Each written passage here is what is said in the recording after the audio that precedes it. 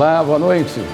O Supremo determina que a União apresente esclarecimentos complementares sobre o Plano de Proteção da Amazônia.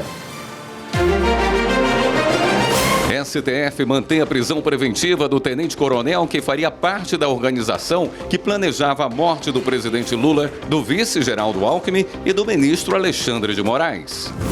O Conselho da Justiça Federal libera mais de R$ 1 bilhão para o pagamento de requisições de pequeno valor a mais de 180 mil beneficiários do INSS que ganharam ações contra o Instituto. Após o Ministério Público apontar irregularidades, contratação de profissionais da saúde para indígenas no Vale do Javari, no Amazonas, é suspensa pela Justiça.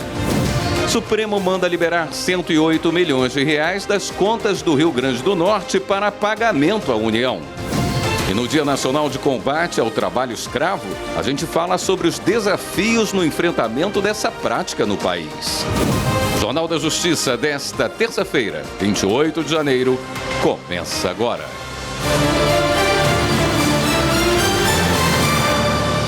O Supremo Tribunal Federal determinou que a União apresente esclarecimentos complementares sobre o Plano de Proteção da Amazônia e o fortalecimento de órgãos e entidades ambientais federais. A medida faz parte da decisão que homologa de forma parcial o cumprimento das determinações fixadas pela Corte no julgamento do caso. Os detalhes com a Evelyn Araújo. Em abril do ano passado, o plenário do Supremo reconheceu a existência de falhas estruturais na política de proteção do bioma. Por isso, determinou a efetivação de um planejamento para prevenir e controlar o desmatamento. 8 meses depois, a Advocacia Geral da União apresentou as providências adotadas. Mas, diante das lacunas, o ministro André Mendonça, relator do caso, homologou o cumprimento de forma parcial. Entre as obrigações complementares, o ministro André Mendonça determinou que sejam informados critérios mais detalhados de metas e objetivos a serem alcançados. Isso deve ser especificado mês a mês pelo Plano de Ação para Prevenção e Controle do Desmatamento na Amazônia Legal. Para cumprimento das metas de aprimoramento do cadastro ambiental rural e de melhora na articulação com governos locais na fiscalização ambiental, Mendonça determinou que o CONAMA, o Conselho Nacional do Meio Ambiente, edite uma norma para obrigar estados e municípios a integrar o Sistema Nacional de Controle da Origem dos Produtos Florestais. Deverão ser compartilhados com o sistema os dados sobre autorização para remoção de vegetação com indicação da propriedade rural em questão. Autoridades federais deverão ter acesso às informações estaduais sobre transporte de animais. A União ainda deverá esclarecer os motivos de ter contingenciado valores de fundos, como destinado à mudança do clima e ao meio ambiente. Com relação à FUNAI, a Fundação Nacional dos Povos Indígenas, o ministro André Mendonça deu 30 dias para que o órgão apresente plano de reestruturação das estruturas de proteção de terras indígenas da Amazônia Legal. E o STF também liberou 108 milhões da conta do governo do Rio Grande do Norte, que haviam sido bloqueados pela União para o pagamento da parcela de um empréstimo em atraso com o Banco Internacional de Reconstrução e Desenvolvimento, o BIRD. O Estado alegou que a medida iria comprometer o pagamento de despesas obrigatórias ainda de janeiro. Reportagem Bruno Silveira. O governo do Rio Grande do Norte não conseguiu quitar a parcela referente ao mês de dezembro. A União, garantidora do empréstimo feito com o BIRD, pagou o valor e bloqueou os valores da conta do Estado. No STF, o governo pediu a liberação do dinheiro, explicando que o bloqueio compromete a quitação de despesas obrigatórias. O presidente do STF, Luiz Roberto Barroso, determinou que a União desbloqueie o valor para que o Estado possa cumprir com os pagamentos. A decisão do STF prevê ainda que a União só volte a travar valores do Estado a partir do dia 10 de fevereiro, quando haverá um novo repasse de verbas ao Caixa Potiguar. O assunto agora são as apostas online, conhecidas como bets. Entidades católicas e sociais, representadas pelo Frei Beto e padre Júlio Lancelotti, entraram com uma ação civil pública na Justiça do Distrito Federal contra os jogos de azar. A reportagem é de Viviane Novaes. O padre Júlio Lancelotti e Frei Beto são conhecidos pela defesa dos direitos humanos e da justiça social. Frei Beto é fundador do Educafro Brasil. Já o padre Júlio preside o Centro de Defesa de Direitos Humanos Padre Ezequiel Ramin. Por meio dessas entidades, eles entraram com ação civil pública na primeira vara da infância e da juventude do Distrito Federal. A alegação é de que as plataformas permitem o acesso irrestrito de menores, usando dados de CPF de adultos, sem mecanismos de controle de idade, como biometria e reconhecimento facial. Segundo a ação, crianças e adolescentes podem criar contas com facilidade e ter acesso a jogos de azar, como roleta e cassinos virtuais, muitas vezes sem o conhecimento ou consentimento dos responsáveis. As entidades alegam que a legislação brasileira proíbe a participação de menos de 18 anos em apostas e que as bets aumentam a exposição precoce a jogos de azar ao utilizar a imagem de celebridades para atrair os jogadores. O Ministério Público Federal já se manifestou a favor da suspensão das plataformas até que elas adotem mecanismos para impedir o acesso de crianças e adolescentes. Também foi favorável à proibição de publicidade com influenciadores, à exibição obrigatória de informações institucionais e a uma indenização por dano moral coletivo de R$500 milhões pelo risco de transtornos psicológicos e de endividamento precoce. A seguir, a gente mostra como a Casa da Mulher Alagoana tem sido uma aliada vítima da violência doméstica no estado. E no Dia Nacional de Combate ao Trabalho Escravo, veja desafios no enfrentamento dessa prática no país. Voltamos em instantes.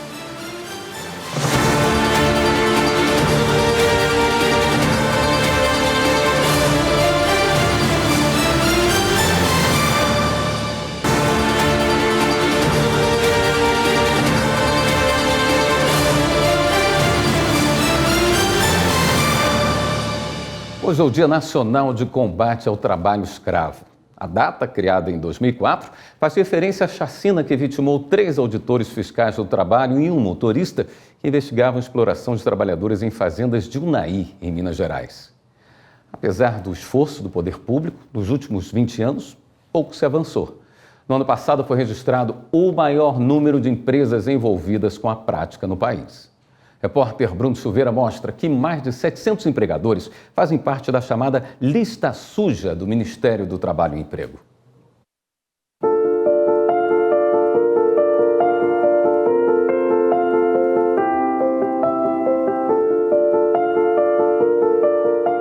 A falta de conhecimento te coloca em vários lugares que você não estaria se você tivesse aquele conhecimento. Eu não tinha conhecimento sobre situações de escravidão nos tempos atuais, né?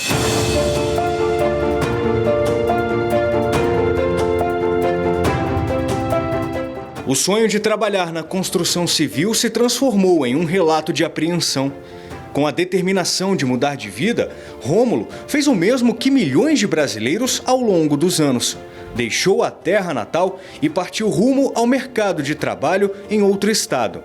Ao seguir do Piauí para o Rio de Janeiro, ele não sabia que estava indo rumo a uma armadilha.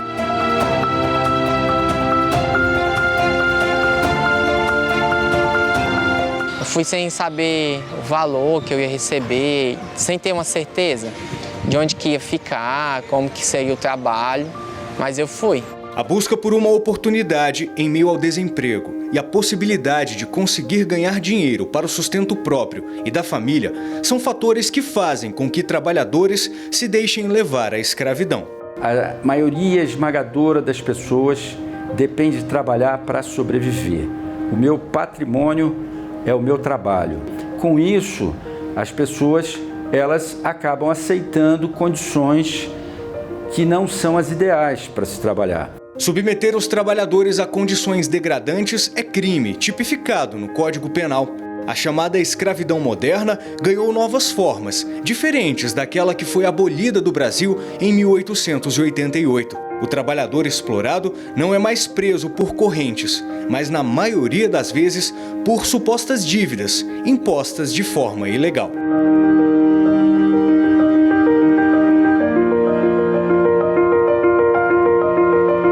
Solange trabalhou sem salário por quase uma década.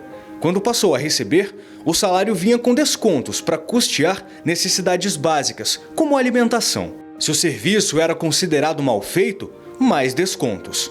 Assim, foi a rotina como empregada doméstica por mais de 30 anos numa residência em São Paulo. Ela tinha uma caderneta e marcava as despesas do empregado. Que no caso ela descontava o INSS, ela descontava tudo que eu comia. Ou uma calça que eu manchava, ela ia lá, descontava, pagava e descontava do meu salário. Que não existia, né? Só no papel. Desde 1995, mais de 63 mil trabalhadores foram resgatados de condições análogas à escravidão em ambientes rurais e urbanos.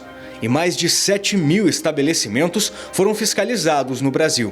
Ao todo, quase 150 milhões de reais foram pagos aos trabalhadores em verbas rescisórias.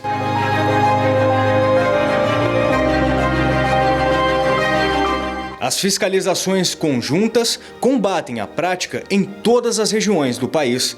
Nas operações, auditores fiscais se deparam quase sempre com a mesma situação envolvendo o trabalho análogo à escravidão. Pessoas submetidas a condições subhumanas no local de trabalho, por exemplo, sem alojamento ou alojamento em condições precárias. O muito comum, o alojamento de lona no pau a pique, né?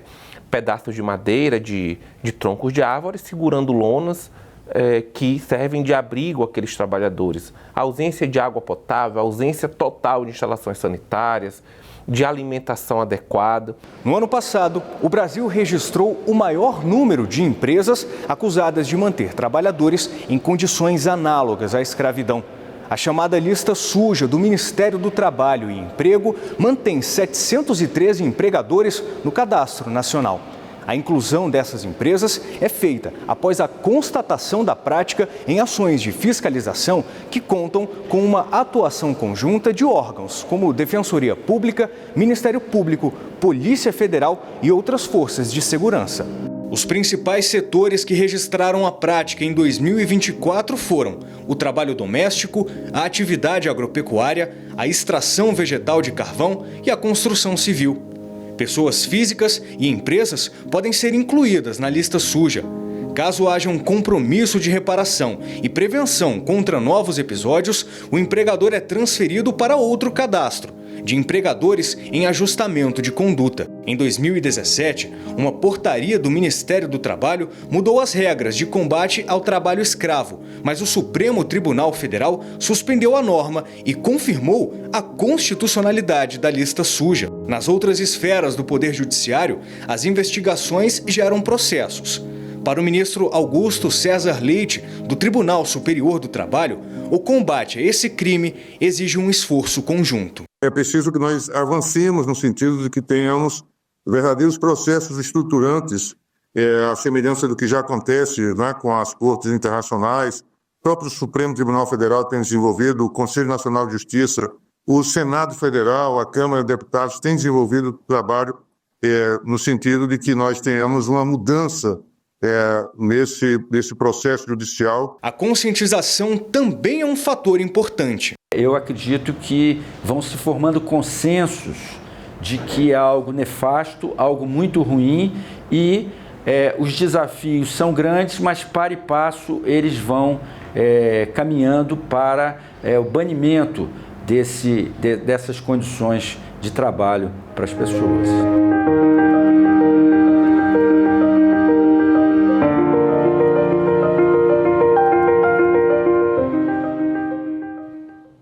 E ainda para marcar a data, o Tribunal Regional do Trabalho de Minas Gerais promoveu um ato público em Belo Horizonte contra o trabalho escravo.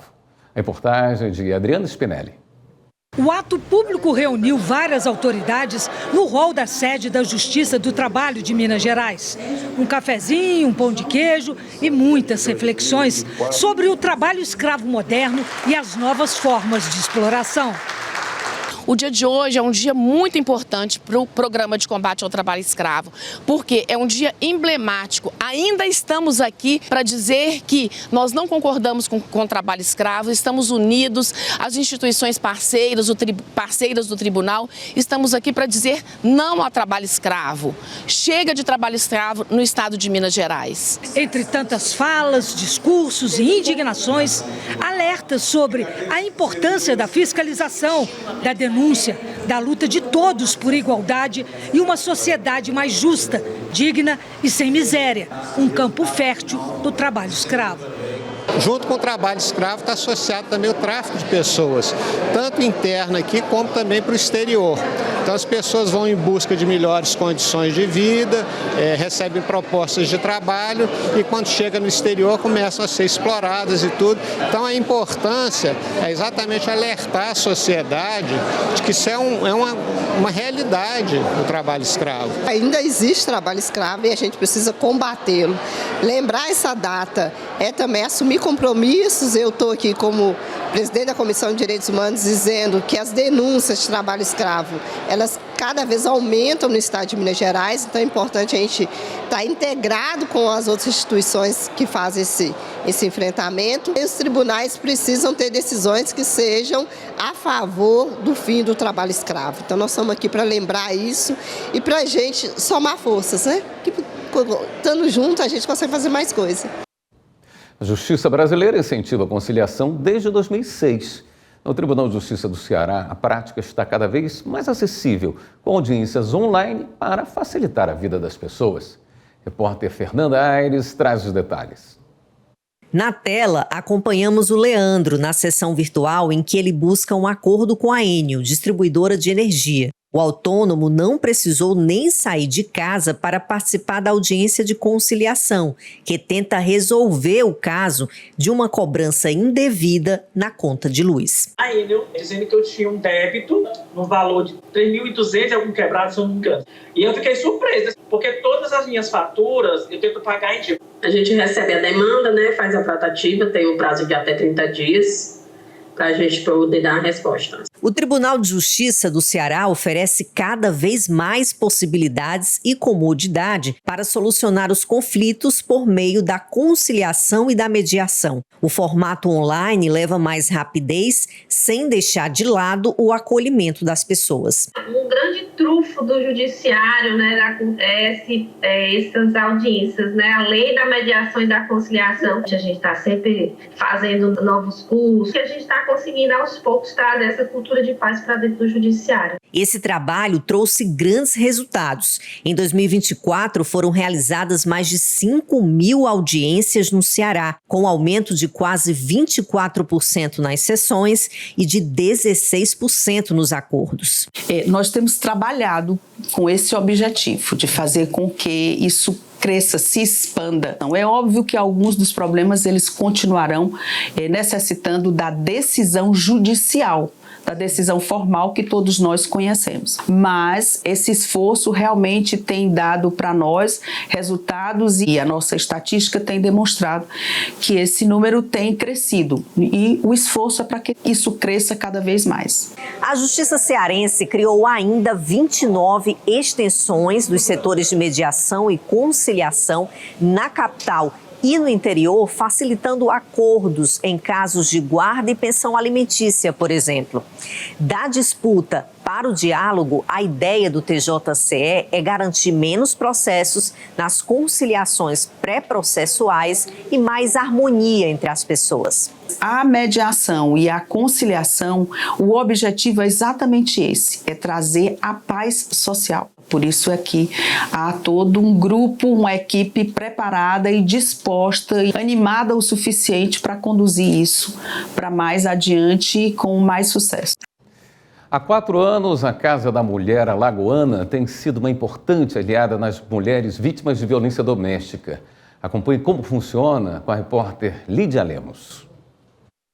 O espaço criado pelo Tribunal de Justiça de Alagoas funciona num prédio na Praça Sinimbu, no centro de Maceió, e reúne no mesmo local instituições e órgãos que não só atendem, mas acolhem mulheres que enfrentam o medo e a insegurança de denunciar seus agressores.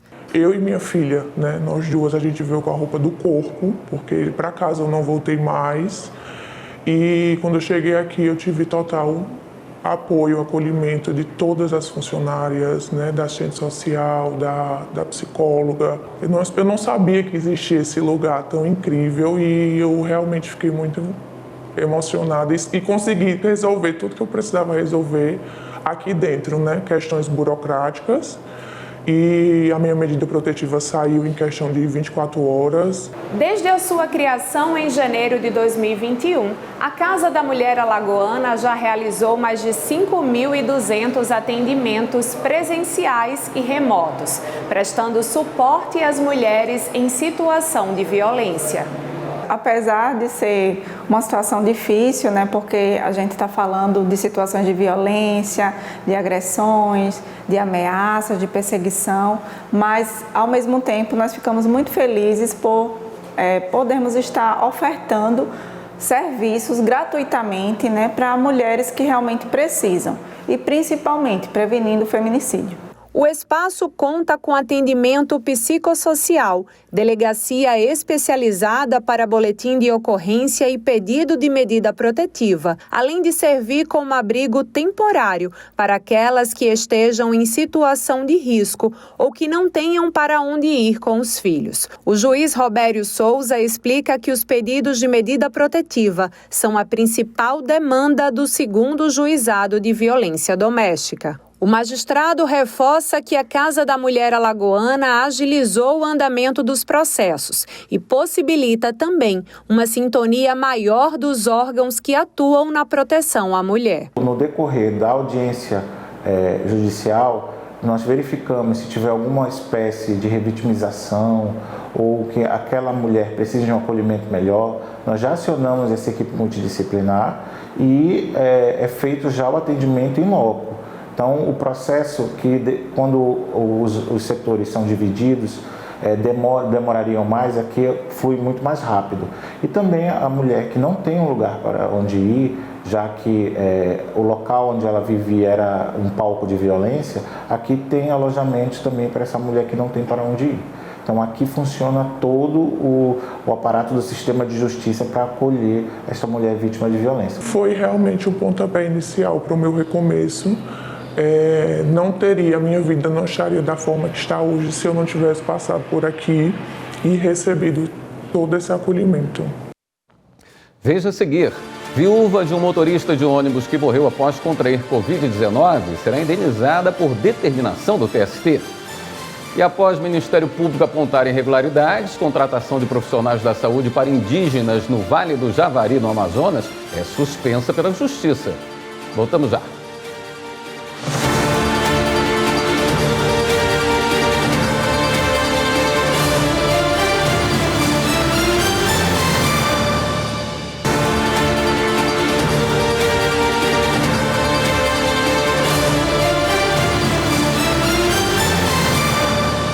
A Polícia Federal enviou à Suprema Corte um relatório com novos elementos que apontam a participação de Fábio Weingarten, ex-ministro do governo Bolsonaro, no caso das joias sauditas. Quem traz os detalhes é o repórter Pablo Lemos. De acordo com o relatório, Fábio Weingarten teria sido escolhido pelo ex-presidente Jair Bolsonaro para transportar peças do kit Ouro Rosé presenteadas pelo governo da Arábia Saudita ao acervo brasileiro. A investigação aponta que ele teria ocultado a localização dos itens, que depois foram levados a leilão, incluindo outros bens como o kit Ouro Branco. Esses e outros elementos foram identificados pela Polícia Federal durante a análise no celular de Marcelo Câmara, ex-assessor parlamentar do Comando do Exército no governo do ex-presidente. Marcelo Câmara responde em liberdade condicional por tentativa de golpe de Estado durante as eleições presidenciais de 2022. No relatório enviado ao Supremo Tribunal Federal, a PF diz que encontrou uma procuração não assinada em que o ex-presidente Jair Bolsonaro constitui Fábio Weingarten como procurador para representá-lo perante o Tribunal de Contas da União. A procuração descreve de forma expressa que Weingarten teria poderes para retirar e transportar, por quaisquer meios e por quaisquer rotas, inclusive internacionais, os bens especificados que compõem o denominado kit Ouro Rosé. A polícia destacou que a procuração também dava poderes para Fábio Weingarten transportar uma pistola e um fuzil ofertados pelos Emirados Árabes Unidos ao ex-presidente. O ex-titular da Secretaria de Comunicação Social do governo Bolsonaro já é investigado por crimes de associação criminosa e lavagem de dinheiro. Esses novos elementos enviados pela Polícia Federal ao Supremo devem ser analisados pelo ministro Alexandre de Moraes, que é o relator do inquérito que resultou no indiciamento do ex-presidente e de outros 11 envolvidos no caso das joias sauditas. A viúva de um motorista de ônibus que morreu após contrair Covid-19 será indenizada. A suspeita é que o profissional tenha sido contaminado ao transportar passageiros para uma unidade de saúde durante a pandemia. Repórter Rafael Silva. O motorista, que também atuava como cobrador, tinha hipertensão, colesterol alto e era ex-fumante. Em 2021, durante a pandemia, ele transportava pessoas diariamente para uma unidade de pronto atendimento de Betim, em Minas Gerais. O profissional morreu 20 dias depois de ter sido diagnosticado com Covid-19. A terceira turma do Tribunal Superior do Trabalho manteve a decisão do Tribunal Regional do Trabalho da Terceira Região, em Minas Gerais. O colegiado equiparou o caso à doença ocupacional. No processo, a empresa de ônibus alegou que a linha operava com poucos passageiros durante a pandemia. Apesar disso, o relator do recurso da empregadora, ministro José Roberto Pimenta, observou que, ainda que se considere a redução, o trabalhador manteve contato direto com quase 3.000 pessoas em um mês.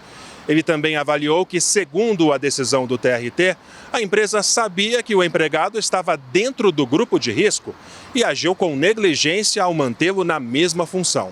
É um caso realmente peculiar, mas ele passa pela análise do conjunto fático probatório e perpassa toda essa questão.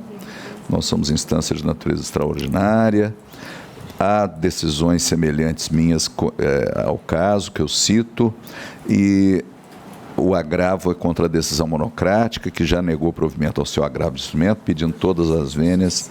Eu mantenho a decisão por inteiro, nego provimento ao agravo. O voto foi acompanhado pelo vice-presidente do TST, ministro Maurício Godinho Delgado, que à época integrava a terceira turma. Eu também estou acompanhando, a atividade é de risco, inclusive no período de pandemia o risco é muito acentuado para essa atividade, então nesse contexto entendo sim que não há como se alterar a decisão. Além disso, também o TRT fala que há, de uma maneira ou de outra, uma culpa ainda que concorrente da reclamada. A decisão foi unânime. Assim, a empresa de ônibus deve pagar à viúva indenização de R$50 mil por danos morais e pensão mensal de R$ 1.740 até a data em que ele completaria 73 anos de idade. A empregadora entrou com embargos declaratórios no TST, que também foram rejeitados.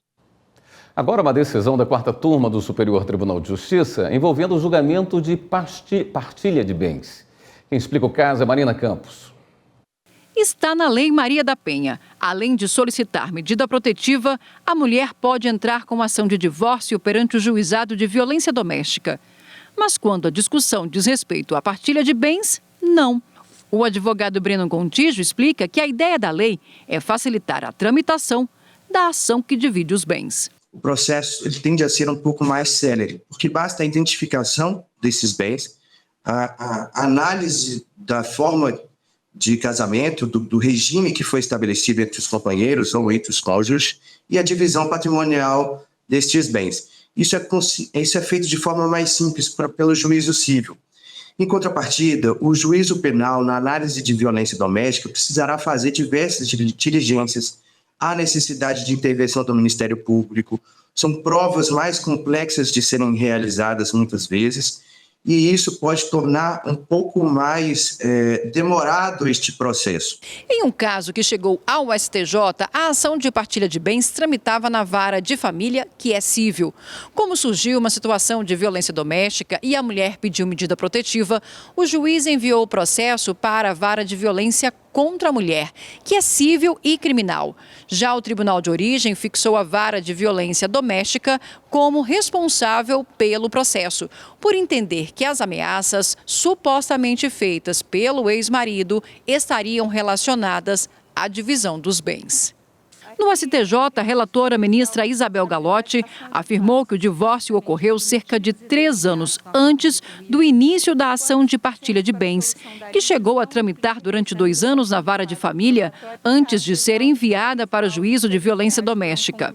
A ministra lembrou ainda que o tema foi expressamente excluído da competência dos juizados de violência contra a mulher e pela Lei Maria da Penha. Desta forma, a 4ª turma entendeu que em uma ação que discute exclusivamente partilha de bens, ajuizada antes do pedido de medida protetiva, deve ser preservada a competência do juízo civil em que o processo teve início. Já a 5ª turma do STJ negou a anulação de uma pronúncia que só foi questionada 3 anos após confirmação em 2º grau. Repórter Samanta Peçanha. O colegiado concluiu que a defesa deixou de questionar a sentença de pronúncia no momento devido, pois só fez isso 3 anos após a decisão que submeteu o réu ao tribunal do júri e depois da condenação dele pelos jurados. Na origem do caso, o Ministério Público do Espírito Santo ofereceu denúncia contra 2 homens pela prática de homicídio qualificado em concurso de agentes. O juízo decidiu que eles deveriam ser julgados pelo tribunal do júri. A defesa de um deles recorreu ao Tribunal de Justiça do Espírito Santo, que manteve a decisão de pronúncia. Após a condenação pelo júri popular, o réu entrou com habeas corpus aqui no STJ, pedindo a anulação da pronúncia, sob a alegação de que o magistrado teria fundamentado a decisão em testemunhos de ouvir dizer e de provas colhidas apenas na fase de investigação policial, sem confirmação judicial. O autor do voto prevalente no julgamento, ministro Messode Zulay Neto, esclareceu que, de acordo com o entendimento do STJ, a posterior sentença condenatória pelo Tribunal do Júri, em regra, prejudica o exame de eventuais nulidades ocorridas na fase da pronúncia. De todo modo, o ministro verificou também que a decisão de pronúncia não se baseou exclusivamente em provas colhidas no inquérito policial e em testemunhos indiretos. Ele observou que uma das testemunhas indicou a fonte de onde obteve a informação e a outra prestou depoimento em juízo. Por conta disso, o pedido de habeas corpus foi negado pelos ministros da 5ª turma. A Justiça suspendeu o processo de contratação de profissionais para a saúde de indígenas no Vale do Rio Javari, no Amazonas. O Ministério Público Federal apontou uma série de irregularidades na seleção. As informações com Márcio Fontinelli. Em decisão liminar, a Justiça determinou que o governo federal e a ONG Missão Kaiowá parem um processo de contratação de agentes de saúde para atender os indígenas que vivem no Vale do Javari, no Amazonas. A medida partiu de uma ação do Ministério Público Federal que identificou irregularidades durante a seleção, como, por exemplo, a soma indevida de pontos extras para alguns candidatos que têm parentesco com coordenadores do projeto. Além da suspensão, o MPF pediu a retificação da lista de aprovados para os cargos e o desligamento daqueles que não atendem aos critérios de aprovação. As inscrições para o primeiro Exame Nacional dos Cartórios, realizado pelo Conselho Nacional de Justiça, começam amanhã, dia 29. O objetivo é habilitar candidatos para que possam se inscrever em concursos públicos realizados pelos tribunais de justiça destinados à titularidade de serviços notariais e de registro. É possível se inscrever para o ENAC até 27 de fevereiro no site portal.fgv.br/concursos. A prova será realizada em todo o país em 13 de abril. A seguir, a STF mantém a prisão preventiva do tenente-coronel que faria parte da organização que planejava a morte de Lula, Geraldo Alckmin e Alexandre de Moraes. E a Corregedoria Nacional de Justiça determina a apreensão de equipamentos no gabinete de desembargador do Tribunal Regional do Trabalho da 8ª Região. Os detalhes já já.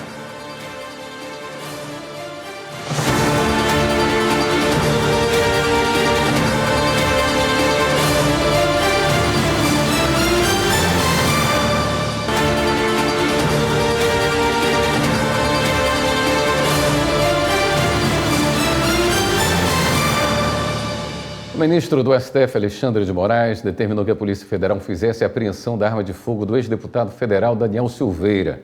A pistola Taurus automática, calibre .380, foi apreendida em busca e apreensão nesta segunda-feira na casa de Silveira, em Petrópolis, Rio de Janeiro.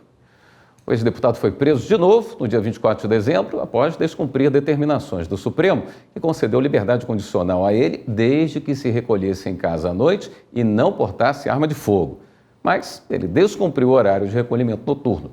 Daniel Silveira foi condenado a 8 anos e 9 meses de prisão por incentivar atos antidemocráticos e ataques a ministros do STF.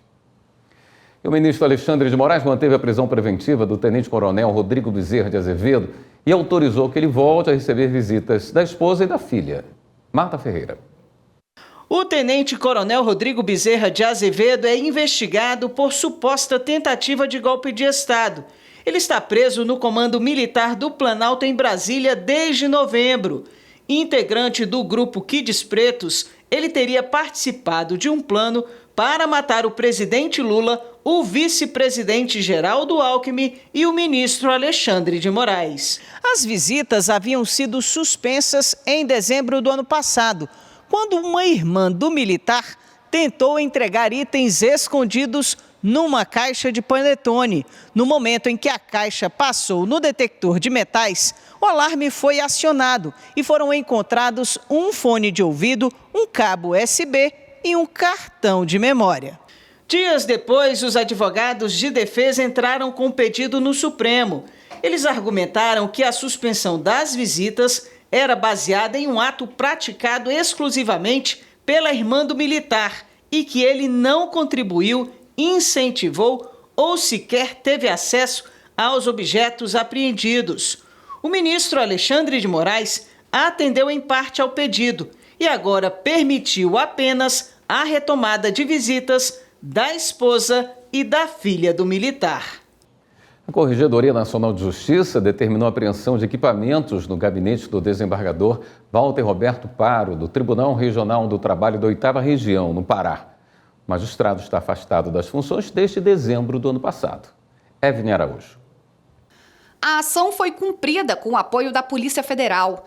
A medida preventiva e em caráter de urgência é para instruir os procedimentos administrativos que tramitam no Conselho Nacional de Justiça e na Corregedoria Geral da Justiça do Trabalho, em que se apura a atuação de Walter Roberto Paro na condução de processos relacionados à eleição da FIEPA, a Federação das Indústrias do Estado do Pará.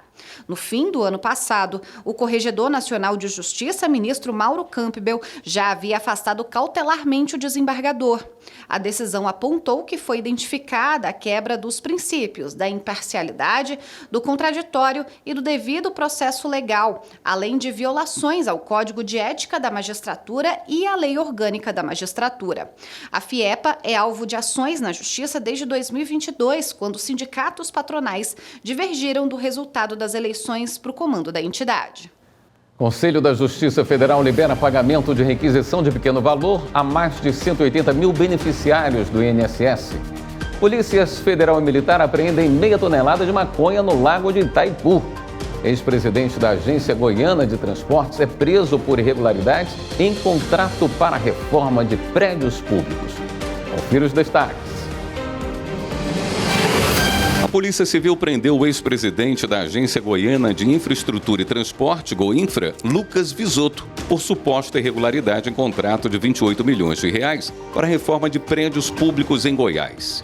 A ação é resultado de um inquérito que apura vários crimes praticados no contrato administrativo entre a Agência Goiana e uma empresa privada no Distrito Federal em 2023 e 2024 para a reforma e manutenção em 26 prédios públicos no estado de Goiás. Foram cumpridos mandados em Goiânia, Anápolis e no DF.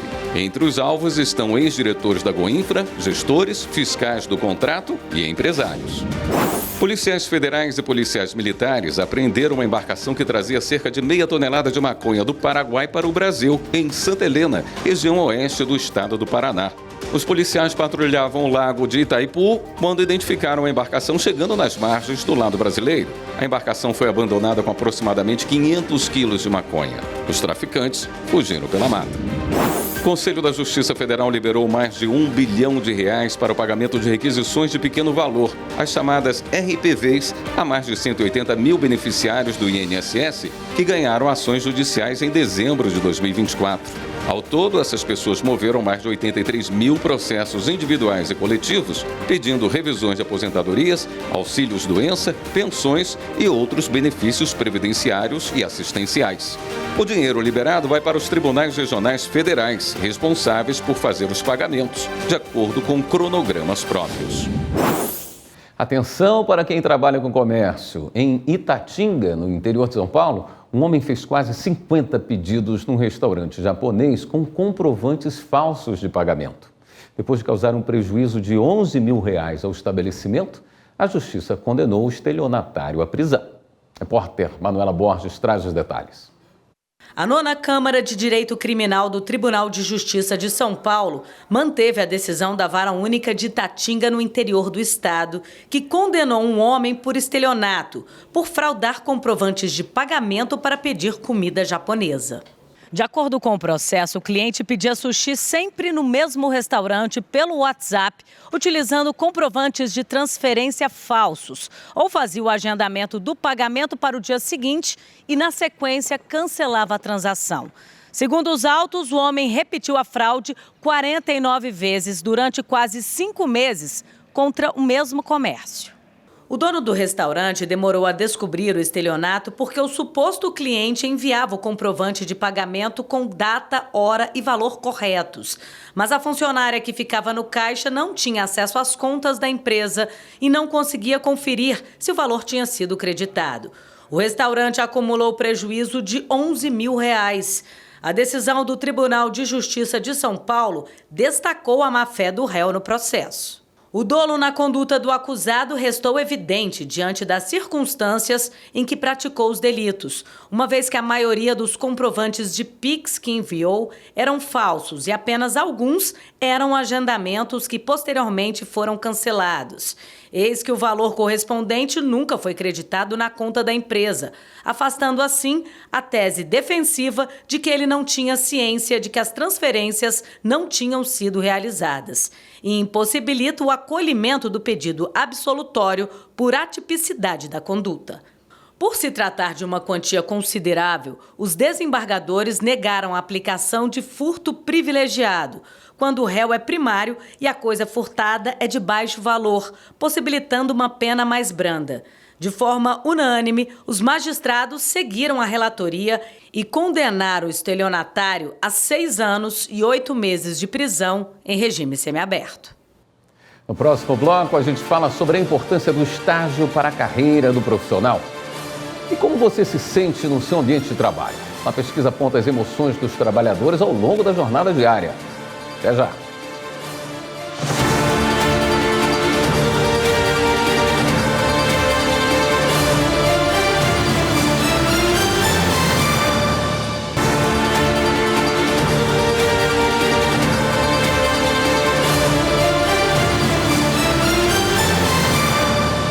Você sente tristeza, estresse ou raiva no trabalho? Se a resposta é sim, você não está sozinho.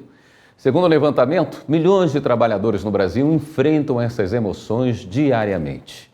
Veja na reportagem de Jéssica Teles, do Tribunal Regional do Trabalho de Goiás, como lidar com esses sentimentos. Segundo um levantamento feito pela Gallup, uma importante empresa de pesquisa de opinião, 46% dos brasileiros relatam viver com estresse diariamente. 25% lidam com tristeza todos os dias e 18% afirmam sentir raiva frequentemente. Para a psicóloga Suécia Damasceno, esses sentimentos não podem ser normalizados no ambiente de trabalho. Dizer que é comum sentir raiva, estresse, frustrações no trabalho é até delicado, porque eu preciso estar segura do que eu quero, como eu quero. Agora, depende do nível desses sentimentos e como eles se manifestam. Essas emoções têm sido exacerbadas por fatores como a precarização das relações de trabalho, o impacto prolongado da pandemia da Covid-19 e as crescentes demandas no ambiente corporativo. E é preciso ter cuidado para que o problema não vire uma bola de neve. Suécia aponta que é importante identificar sinais precoces de esgotamento emocional no trabalho e reconhecer os gatilhos que levam ao estresse, à tristeza tristeza e a raiva. E é fundamental perceber quando é que esses sentimentos estão passando do ponto. Quando eu vou sair para o meu trabalho e eu não estou a fim de ir. Então, tanto o indivíduo, que é o prestador de serviço, como o empregador, eles precisam estar atentos a esse humano, a esse ser que está aqui prestando um serviço para mim. Então, quando eu sinto que ir para o trabalho está sendo desgastante, está sendo chato, está sendo ruim, eu preciso realmente parar e me ver e me rever. O jovem Flávio Abreu sabe bem o que é isso. Hoje ele está feliz com a vida profissional, desde que se tornou empreendedor. Mas em um passado bem recente, ele experimentou quase todos esses sentimentos negativos por mais de 10 anos. Eu era agente penitenciário no presídio da Papuda e eu comecei a sentir o psicológico abalado quando eu não sentia mais vontade de trabalhar. Qualquer tarefa começava a ser muito desgastante, as tarefas diárias começavam a ser muito pesadas, muito difíceis. Após procurar ajuda profissional e tentar por muitos anos viver bem no trabalho, Flávio percebeu que só tinha uma solução: mudar de ares. E foi assim que ele conseguiu superar essa fase desafiadora da vida. Eu procurei ajuda psiquiátrica, fiz tratamento por um período de 1 ano até conseguir retornar ao trabalho. E retornei, trabalhei, depois que eu retornei da licença médica, eu trabalhei por mais aproximadamente uns 8 a 9 anos, né? Até que eu entendi que ali não era um ambiente para mim, que o ambiente não me fazia bem, não me sentia bem ali, que eu deveria procurar outra atividade para fazer. E agora vamos falar sobre a importância do estágio profissional. No Tribunal de Justiça de Mato Grosso, a história de servidores de sucesso começou com a primeira oportunidade de trabalho por meio de estágios. Acompanhe na reportagem de Carlos Celestino. O Luan é servidor comissionado e trabalha na Coordenadoria de Gestão de Pessoas do Tribunal de Justiça de Mato Grosso. Ele iniciou sua carreira profissional no Judiciário em outubro de 2019 por meio do programa de estágio profissional ofertado pelo TJMT para estudantes de Direito. Consegui ingressar na área judiciária, fazendo estágio, né, com a matéria que eu via em sala de aula. Na primeira Câmara de Direito Público e em seguida também na Secretaria Civil Unificada. Foi uma boa experiência. Após 1 ano de estágio, o Luan foi contratado, uma trajetória profissional inspiradora, com mais de meia década trabalhando na Justiça Estadual. Eu recebi essa surpresa da gestora à época, né, que teve esse olhar de enxergar ali em mim, à época um estudante, um estagiário, que pudesse ser um servidor em potencial, né, para contribuir para a missão do Poder Judiciário. E ela me fez esse convite, eu de pronto aceitei e iniciei aí a jornada como servidor, já tem mais de 4 anos, né, e hoje estou aqui lotado na assessoria jurídica da Coordenadoria de Gestão de Pessoas. A Maiara é outro exemplo de sucesso na carreira profissional. Ela também ingressou no Tribunal de Justiça como estagiária, depois foi contratada como servidora comissionada, prestou concurso e foi aprovada e se tornou servidora efetiva. São mais de 10 anos de carreira no TJMT. E hoje eu tenho certeza que o estágio realmente foi o que eu precisava para ter certeza do que eu queria no meu lado profissional. E eu me sinto muito realizada de fazer parte do Poder Judiciário, né, de ser uma servidora efetiva. E o caminho, né, tudo que eu consegui conquistar até hoje. O Judiciário Mato-Grossense oferece oportunidade de estágio em nível médio e também superior em 18 cursos. Atualmente, são 1.419 estagiários distribuídos em vários setores que têm a oportunidade de participar de programas dentro do TJMT, como o Superestágio, que fortalece e aprimora o aprendizado dos futuros profissionais. O estágio é justamente para isso, é para poder desabrochar as habilidades naquele jovem, né, para poder prepará-lo para uma carreira, seja na área pública ou na área privada. E aqui no Tribunal de Justiça nós temos essas chances, essas oportunidades e reconhecemos o estagiário que se sobressai. Esta edição do Jornal da Justiça fica por aqui. Obrigado pela companhia, uma ótima noite para você.